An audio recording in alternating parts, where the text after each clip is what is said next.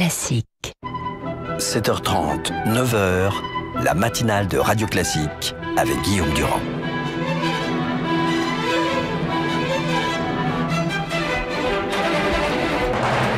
L'invité politique sur Radio Classique et LCI.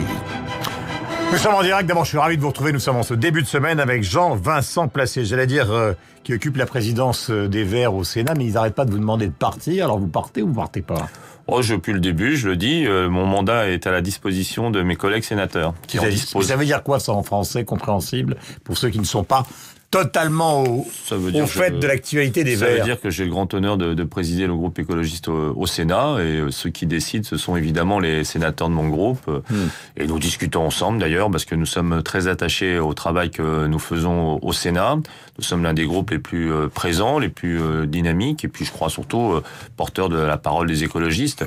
Et donc vous avez l'impression que finalement, à l'intérieur du Sénat, les sénateurs qui vous accompagnent ne sont pas tellement envie que vous quittiez cette présidence, alors que la direction des Verts a elle plutôt envie. Je veux pas m'éterniser sur ce sujet, parce que ce qui m'importe, je vous le dis, Guillaume Durand, c'est vraiment le maintien de ce groupe, sa cohésion, et cela ne vous a pas échappé que nous abordons la conférence climat en décembre, et il y a une importance à avoir, comme à l'Assemblée nationale d'ailleurs, un groupe qui puisse porter la parole des écologistes, parce qu'on a besoin, notamment en termes de diplomatie parlementaire et d'action, que les haute autorité, tout à la fois du Sénat et de l'Assemblée, porte ce message, tout à la fois en France et à l'étranger. Mais vous avez vu, et ça ne nous a pas échappé, que du côté des Verts, je parle de la direction du parti, on vous appelle à la responsabilité, on considère que vous êtes des opportunistes, que vous êtes déjà vendu à François Hollande et vous à Claude Barthelone. Enfin, ça tire quand même dans tous les sens. Oui, je le regrette, parce que je crois que il faut pas personnaliser les débats. Moi, je les personnalise pas. J'ai pas de problème d'ailleurs avec les dirigeants de ELV. Oui, ils ont un problème majeur avec vous. Oui, mais je pense que justement, c'est peut-être deux façons d'appréhender les rapports humains. Moi, j'ai fait un long chemin de 15 ans avec les Verts, et pour des raisons politiques, de clarification, tant sur la ligne politique, le rapport à l'entreprise, par exemple, le rapport, bien sûr, à la majorité présidentielle. Aujourd'hui, ELV est plutôt dans l'opposition, et moi, je suis très clairement dans la majorité présidentielle, même si je ne suis pas d'accord. Mais pardonnez-moi, oui. Vous souvenez-vous, les gens se souviennent, ceux qui nous écoutent et qui nous regardent, que vous avez signé un accord de partenariat avec les socialistes juste avant la présidentielle.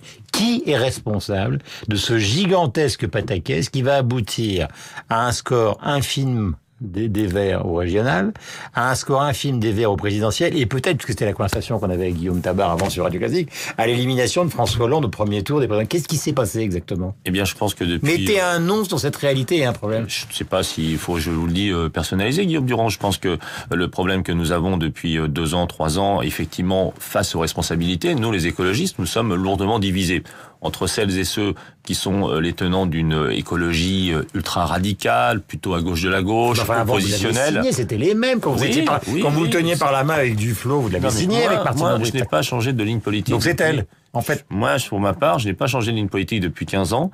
Quand j'ai adhéré au Parti des Verts, j'ai voulu institutionnaliser l'écologie, faire en sorte que tout à la fois, en continuant à manifester, à protester, à revendiquer, tout à la fois, eh bien, on soit dans les institutions, on pèse dans les mairies, comme aujourd'hui la mairie de Paris, au conseil régional, particulièrement en Île-de-France, où nous avons réussi à faire le pass Navigo, notamment parce que les écologistes étaient forts, et puis, bien sûr, à l'Assemblée. Donc c'est l'ambition présidentielle lente mais rampant de Cécile Duflot qui a mis des hommes. Guillaume Durand, je veux bien que vous vouliez faire une opposition avec Cécile Duflot.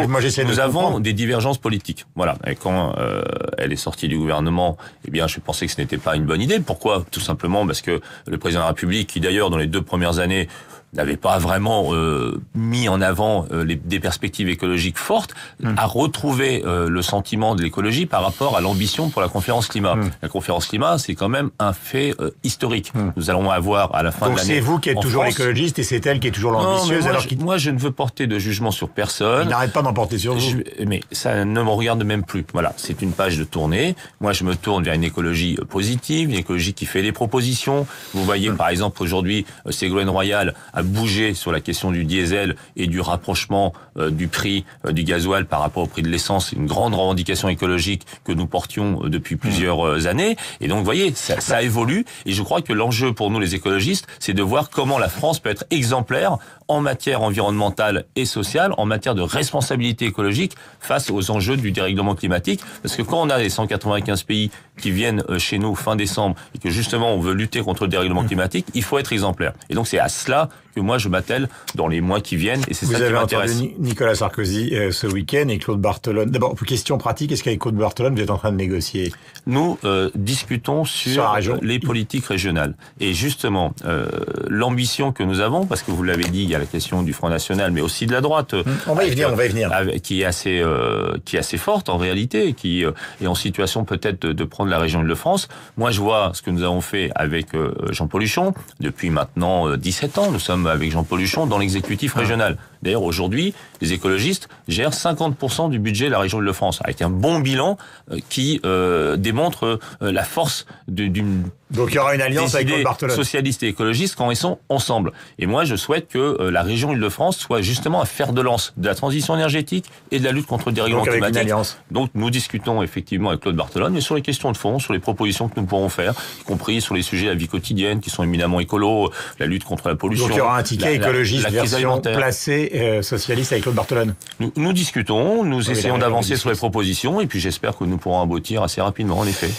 Vous avez vu comme moi les journaux, le sondage IFOP JDD, Marine Le Pen 31%, Nicolas Sarkozy qui dit au fond ne vous occupez plus de François Hollande, c'est terminé. Alors c'est évidemment la logique de la conversation qu'on a depuis le début. Exactement. Est-ce que vous avez quel âge maintenant? 47 ans, Guillaume Durand. Voilà, vous avez donc connu Chirac, Le Pen, deuxième tour des présidentielles. Oui, est-ce que, à votre âge aujourd'hui, vous allez vous retrouver avec, vous qui êtes un militant de gauche, quelle que soit votre appartenance, vous allez vous retrouver avec un deuxième tour d'une présidentielle qui est quand même l'acte majeur du pays, avec la droite, le Front National et la gauche, donc vous, dehors. Mais c'est quelque part cela aussi qui m'a conduit à la clarification politique en quittant Europe Écologie Les Verts, parce que je suis extrêmement préoccupé, je suis inquiet. Je vois la réalité en face. Je vois qu'effectivement, le plus probable aujourd'hui, c'est que Madame Le Pen soit au deuxième tour élection présidentielle. C'est ce qu'a dit Barthelone et c'est ce que dit Sarkozy. Oui, c'est factuel. C'est pas une opinion, c'est une réalité. On le voit bien aussi pour les élections régionales.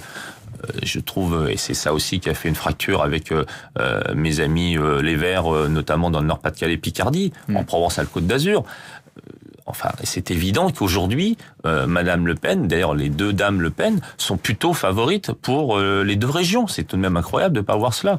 Et moi, je ne veux pas participer à la fracture à gauche. Et là, les Verts ont une responsabilité. Les Verts version... Tout le monde, je ne veux pas charger particulièrement. Tout le monde a une responsabilité. Le Front de gauche... Emmanuel Coste, vous l'avez compris, Guillaume Durand. Je sais que vous ne voulez pas prononcer les mots, mais donc vous les pensez. Non, je vais vous dire, monsieur Guillaume Durand, c'est que aujourd'hui, la préoccupation qui doit être celle des dirigeants, qui soient écologistes, qui soient socialistes, qui soient du Front de gauche, c'est justement l'unité et le rassemblement. Donc voyez-vous, moi j'essaye d'éviter les fractures, j'essaye d'éviter les désunions, les divisions. Au contraire, il faut aller vers l'unité et le rassemblement. Donc il faut le faire bien sûr sur du fond, sur des projets, sur des politiques publiques. Nous avons les difficultés d'appréciation par rapport à la politique nationale du gouvernement, mais je vois pas très bien pourquoi, alors que justement nous sommes face à l'extrême droite, face à la droite, que nous gouvernons depuis 10 ans, 15 ans, 20 ans certaines régions. Pourquoi on se divise sur un endroit où nous sommes d'accord, puisque l'ensemble des exécutifs, regardez la région Île-de-France, il y a tout le monde. Il y a Huchon, il y a les socialistes, il y a les écologistes, il y a le Front de gauche. Pourquoi se diviser alors que justement, pour reprendre la formule du président de la République François Hollande, la dispersion peut mener à la disparition. Nous sommes en grave danger. Donc ça veut dire qu'il y a un manque de... Vous vous rendez compte? Eh bien, moi, j'appelle. C'est vraiment un appel que je fais. Pas tellement, d'ailleurs, aux dirigeants écologistes et au Front de gauche, parce que les choses, maintenant, sont assez affirmées, mais aux militants, aux citoyens, à toutes celles et tous ceux qui sont préoccupés par rapport à cette montée du Front National, de se ressaisir, de revenir déjà, notamment les abstentionnistes, de revenir aux urnes, et puis de se mobiliser pour l'unité de la gauche et des écologistes. Dernier point, c'est important, ce matin dans les Échos, page 3, l'interview de Valérie Pécresse, qui veut tout chamboler, dit-elle, en Île-de-France, en considérant qu'il va falloir maintenant, et finalement c'est une des premières à le dire, associer à la gestion politique les chefs d'entreprise. Est-ce qu'elle a raison? Bon, écoutez, on l'a pas attendu pour cela, notamment sous l'autorité de Jean-Paul Huchon, mais aussi Claude Barthelone quand il présidait le Conseil général Seine-Saint-Denis. Et d'ailleurs, moi, je reconnais un mérite à ce gouvernement, c'est d'avoir cherché à réconcilier la gauche et les entrepreneurs. Après les avoir fringués pendant la campagne électorale. Et pour ma part, c'est aussi une divergence politique avec mes amis verts, c'est que le message un peu basique, un peu anti-entreprise que certains ont pu avoir, ou une vision macroéconomique globale, sans tenir compte des entrepreneurs, des PME, PMI, des artisans et des commerçants, je pense que le message principal aujourd'hui de l'écologie passe justement par cette passerelle de l'entreprise et la question de l'économie verte, la question de la transition énergétique, la question de l'alimentation, notamment bio, ne pourra se faire qu'avec l'aide des entrepreneurs. Et ça, pour le coup, nous serons nombreux à partager ce sentiment. Jean-Vincent Placé était notre invité ce matin, donc sur l'antenne de Radio Classique et de LCI. Bonne journée à vous, la formule est sincère. On va retrouver nos amis d'LCI avec beaucoup de plaisir. Et Sophie Paolini sur l'antenne de Radio Classique. Votre